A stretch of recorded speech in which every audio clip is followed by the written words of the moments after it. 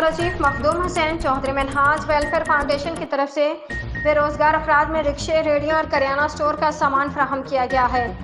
निजी marriage hall में मुनक्किद होने वाली तकरीब में मिनहाजुल कुरान के अहदेदारान समेत सियासी, समाजी, फलाही, कारोबारी शख्सियत और मुखैर हजरात ने खसूसी तौर पर शिरकत की। तफसीलात के मुताबिक गुज़श्ता रोज़ निजी मैरिज हॉल में मिनहाज वेलफेयर फाउंडेशन के ज़ेर-ए-एहतमाम तकरीब का अहतमाम किया गया। तकरीब के दौरान बेरोजगार अफराद में 4 रिक्शे, 2 मॉडल रेहड़ियाँ, बमाई सामान और करियाना स्टोर का सामान तकसीम किया गया। तकरीब में मिनहाजुल कुरान के अहदेदारान समेत सियासी, समाजी, फलाही, कारोबारी शख्सियात समेत अहम अफराद शरीक थे।